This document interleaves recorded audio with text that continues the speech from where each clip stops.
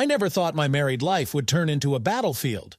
Emily and I had been happily married for 5 years until her mother, Barbara, decided to intervene. It all started on an ordinary Tuesday.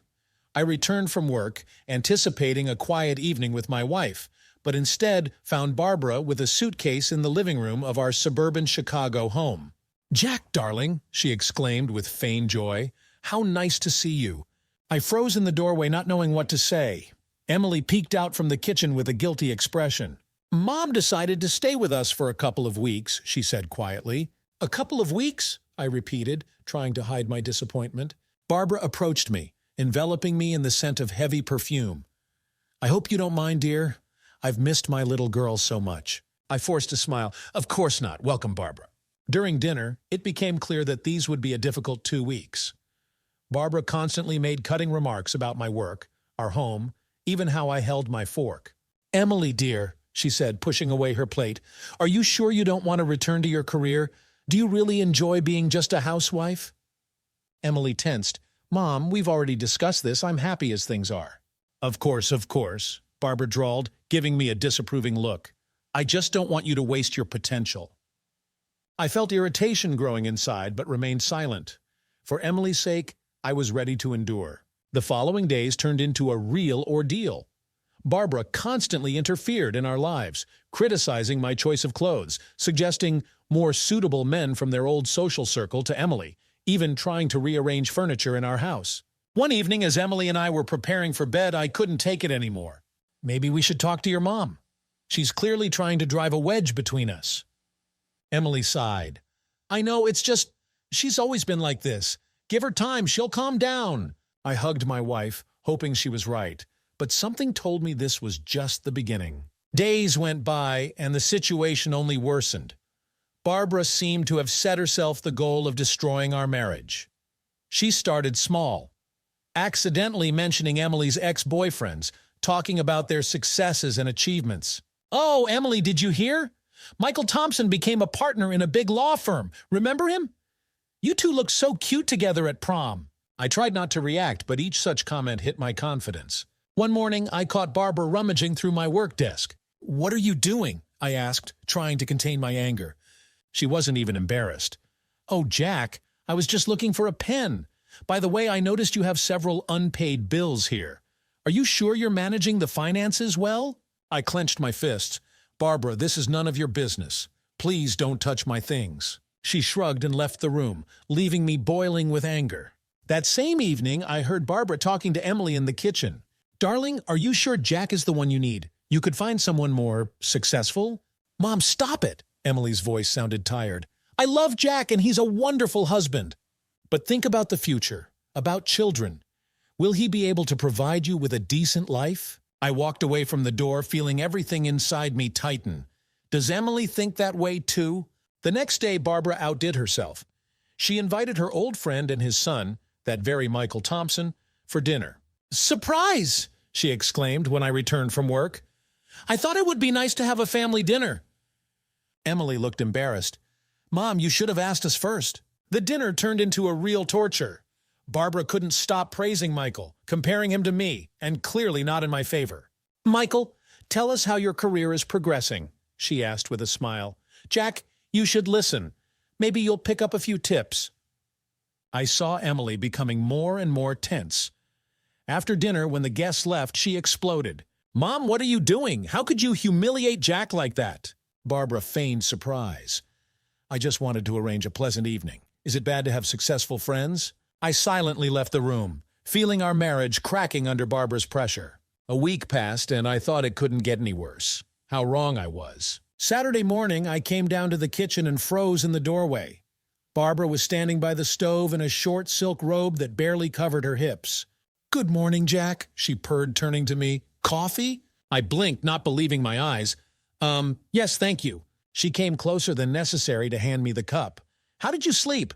I hope I wasn't too noisy last night. You know, sometimes I get lonely." I almost choked on my coffee. "Everything's fine. I didn't hear anything." All day, Barbara acted strangely. She kept accidentally touching me, bending too low to show her cleavage or dropping ambiguous phrases. In the evening, when Emily went to the store, Barbara sat next to me on the couch. "Jack, you're so tense," she said, putting her hand on my shoulder. "Maybe you need a massage?" I jumped up as if scalded. "No, thank you, Barbara. I'll go check my mail." As I fled to my office, I heard her quiet laugh. The next day, the situation became even more awkward. Barbara accidentally came out of the bathroom in just a towel when I was passing by. "Oh, Jack, I didn't know you were here," she exclaimed, but made no attempt to cover herself. I mumbled apologies and quickly left, feeling my ears burning. In the evening, when Emily and I were watching a movie, Barbara joined us, sitting right between us. "I hope I'm not interrupting," she said with an innocent smile. I noticed Emily frowning, but she remained silent. In the middle of the movie, Barbara suddenly put her hand on my knee. I flinched and stood up. "I'll go get some popcorn," I mumbled and fled to the kitchen. Standing there, I suddenly realized what was happening. Barbara wasn't just flirting. She was trying to provoke me into cheating. This was her new plan to destroy our marriage. I returned to the living room with a new understanding of the situation. Now I knew what I was dealing with, but how to counter this without ruining my relationship with Emily. The next few days turned into a real nightmare. Barbara seemed to be everywhere. She accidentally walked into the bathroom when I was showering, constantly asked me to help her with something that required physical contact, and made ambiguous comments at every opportunity. I tried to stay away from her, but in a small house, it was practically impossible. Every time Barbara tried to provoke me, I saw Emily tensing up. She clearly noticed her mother's strange behavior, but seemed unable to believe what was happening. The culmination came on Friday evening.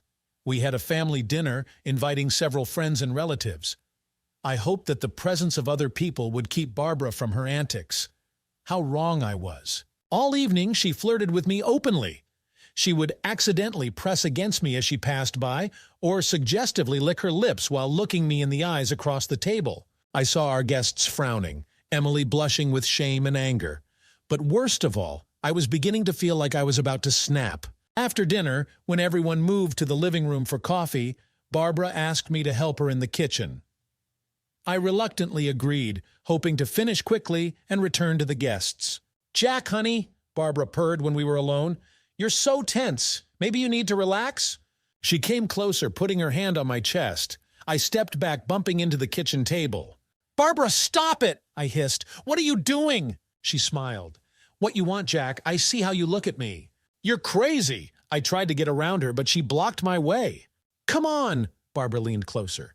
"Emily will never know. It'll be our little secret." At that moment, I heard the sound of breaking glass. Turning, I saw Emily standing in the kitchen doorway with an expression of shock and pain on her face. At her feet lay the shards of a broken cup. "Emily, this isn't what—" I began, but she turned and ran out of the kitchen. I rushed after her, leaving Barbara with a triumphant smile on her face. It seemed her plan had finally worked. I found Emily in our bedroom. She was sitting on the bed, hugging her knees. "Emily, listen to me," I began, closing the door behind me. "This isn't what you thought." She raised her tear-filled eyes to me. "And what was I supposed to think, Jack? I'm not blind. I saw my own mother flirting with you all evening." I sat down next to her, trying not to touch her. "Emily, I swear, there's nothing between me and your mom. She's trying to provoke me." Emily looked at me with disbelief. "Provoke? What are you talking about?" I took a deep breath. It was time to tell the whole truth. "Your mom, she's trying to destroy our marriage. First, she tried to turn you against me, remember? And when that didn't work, she decided to seduce me." Emily was silent, processing the information. "But why? Why would she do that?" "Because she never approved of our marriage, Emily. She thinks I'm not good enough for you." At that moment, the door burst open and Barbara stormed into the room. "What nonsense are you telling her?" she shouted. "Emily, don't listen to him. He's been trying to seduce me since I arrived." I jumped to my feet. "Stop lying, Barbara. Tell the truth." Emily stood between us, raising her hands. "Stop. Both of you be quiet." She turned to her mother. "Mom, I want to hear the truth right now." Barbara paled, seeing the determination in her daughter's eyes. She sank into a chair by the dressing table, suddenly looking smaller and older. I just wanted to protect you, dear," she mumbled. "Protect? From what?" Emily asked. "From a mistake," Barbara exclaimed. "You deserve better than this." She waved her hand in my direction. I felt anger boiling inside, but I held back. This was Emily's moment. "Mom, Emily said quietly. "You have no right to decide for me. I love Jack. He is my choice, and if you can't accept that—" She paused, taking a deep breath. "If you can't accept that, you'd better leave." Barbara gasped. "You're choosing him over me?" "I'm choosing my happiness, Mom, and my family." Barbara stood up, standing tall. "Fine, I'll leave. But don't say I didn't warn you." She left the room, slamming the door. Emily and I were left alone. "I'm so sorry," I whispered, hugging my wife. "I should have told you earlier." Emily pressed against me. "No, I should apologize. I should have seen what was happening." We stood like that for several minutes, just holding each other. Then Emily pulled away and looked into my eyes. "Promise me that there will never be secrets between us again. Whatever happens, we'll deal with it together." "I promise," I replied, kissing her. The next morning, Barbara left without saying goodbye. Emily and I began the process of rebuilding trust and strengthening our marriage. It wasn't easy, but we managed. Sometimes I think about what happened and realize how easy it is to lose everything due to unspoken words and manipulations. But I also realize that true love can withstand any test if there is trust and openness. Barbara never tried to interfere in our lives again. Maybe she finally understood that her daughter's happiness was more important than her own ambitions. Or maybe she just got tired of playing her games. In any case, Emily and I became stronger after this ordeal. And who knows, maybe one day we'll even be able to forgive Barbara. But that's a completely different story. Did you like this story? Let us know in the comments what you liked. Subscribe to our storytelling podcast. Also, don't forget to like and ring the bell so you don't miss more interesting stories. See you soon.